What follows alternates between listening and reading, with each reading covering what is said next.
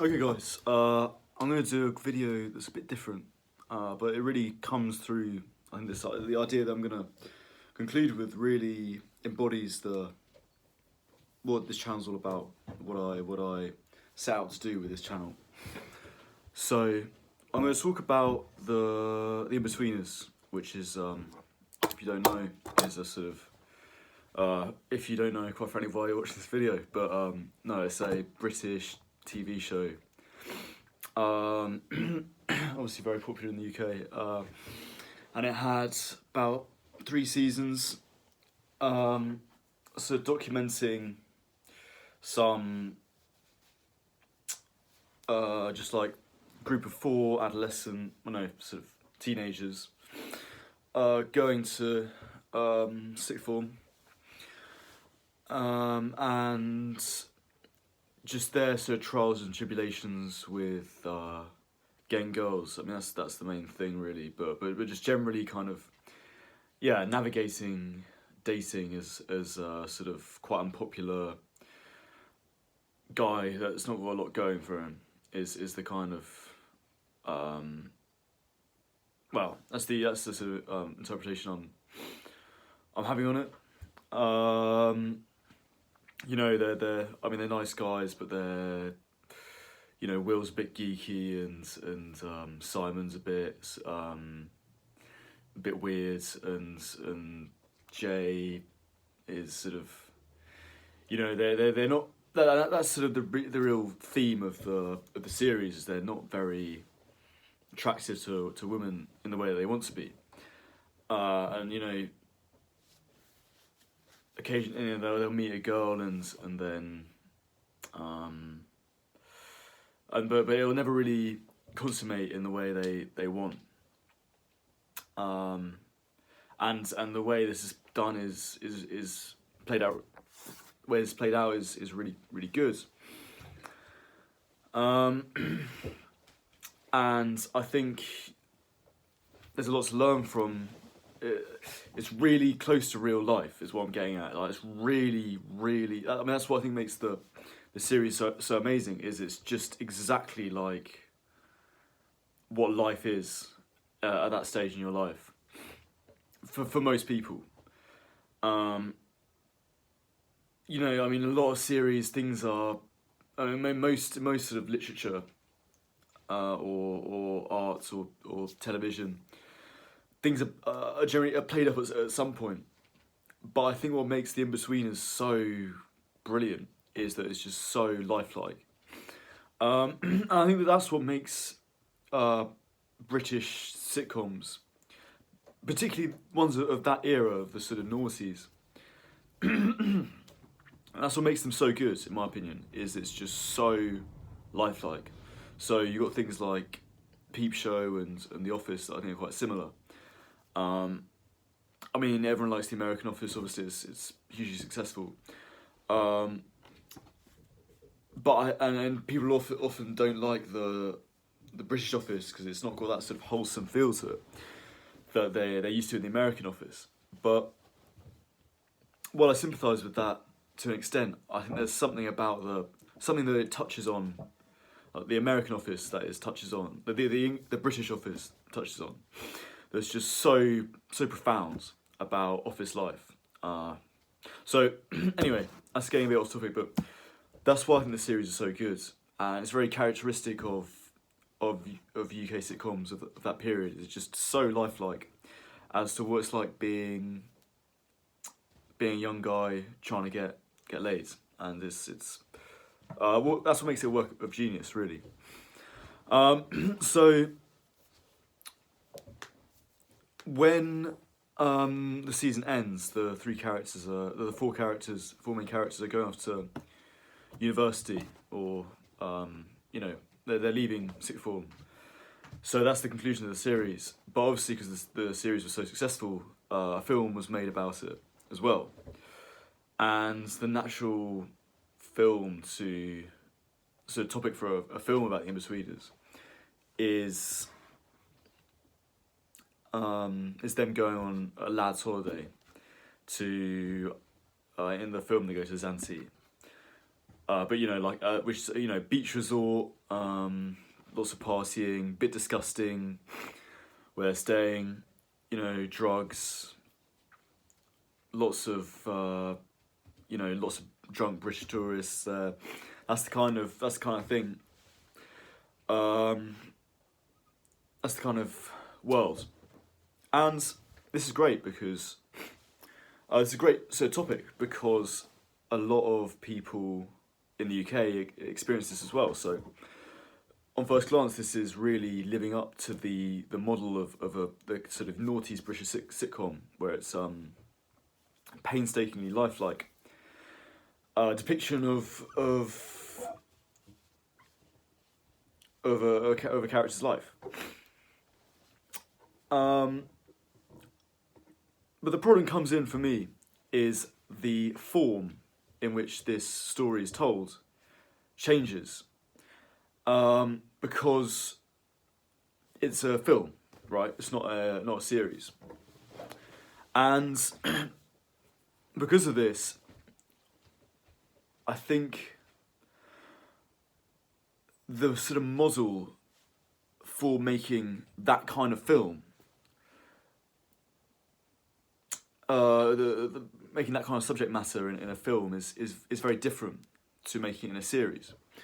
Because a film, it's more sort of climactic. You watch it from beginning to end. A series, there's an extent to which that happens, and there's a continuum as to how climactic series are. But while you can watch the in-betweens all the way through, and it's probably, the best way to do it in some respects, you can just watch episode by episode. So the problem with that is there has to be a big sort of conclusion to the story, in a way that you're more free with a series. You're more free to observe the mundane and the everyday, the what's the words?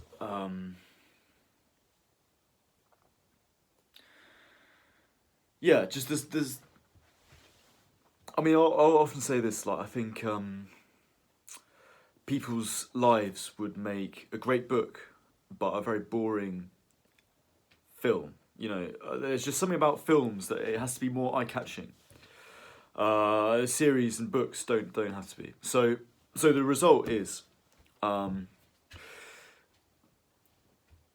way so the concept of the In-Betweeners is put into a new model, and the best model for this kind of teen sitcom is the sort of classic American sitcom of like super. I don't know, stuff that I think of as like the classic American sitcom. It's stuff like Superbad or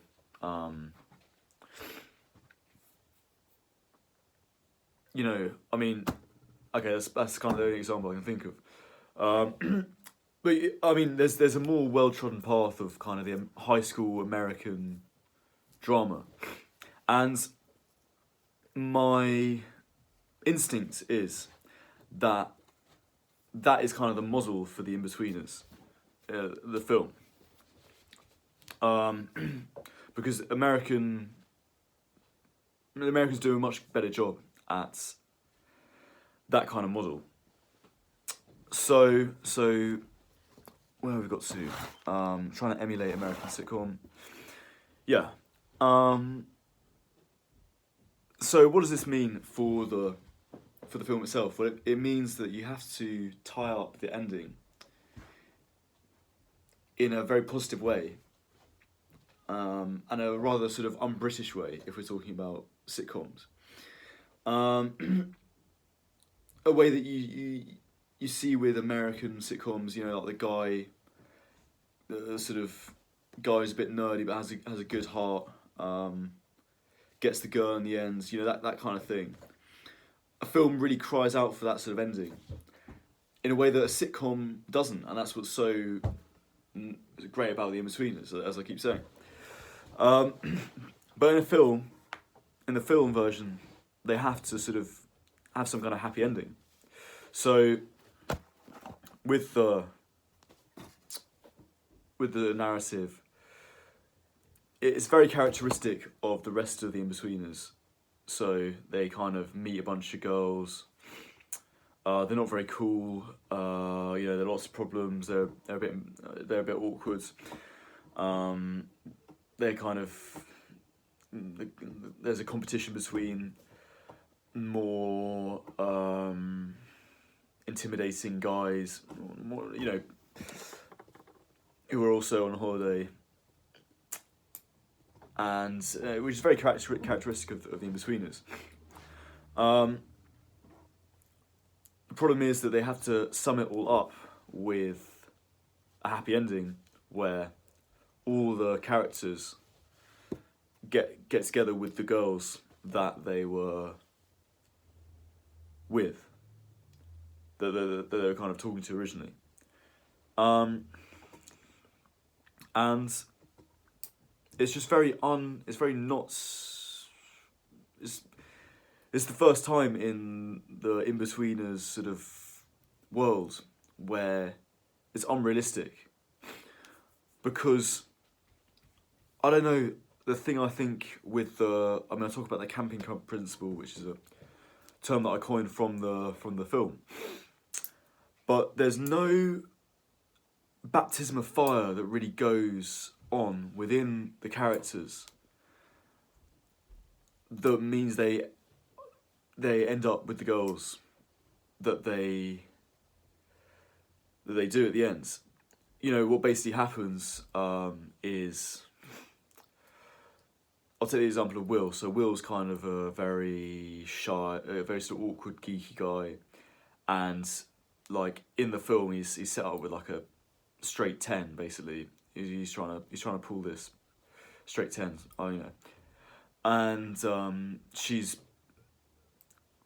kind of interested in Will. She kind of finds him a bit charming, and that's quite realistic, But there's this local chap who's promoting all the clubs, who's 25 or whatever, and she's seeing that guy as well, and Will doesn't have a chance.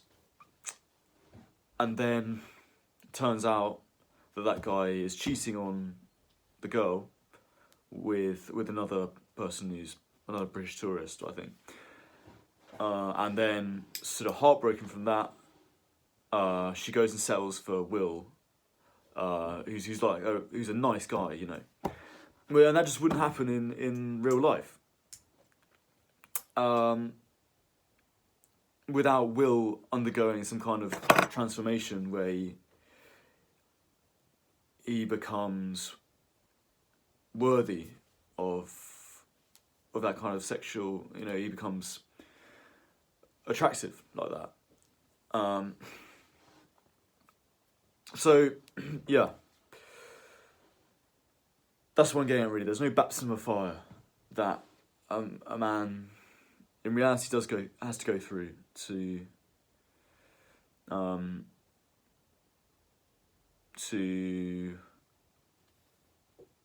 attract the woman he wants. And I think that's because they're trying to emulate an American model for a British idea. So, yeah, I hope this makes sense. I thought it was quite an interesting idea. I'm not sure how well I've really conveyed it, because it's quite a difficult thing to convey. But I hope you took something away from it anyway.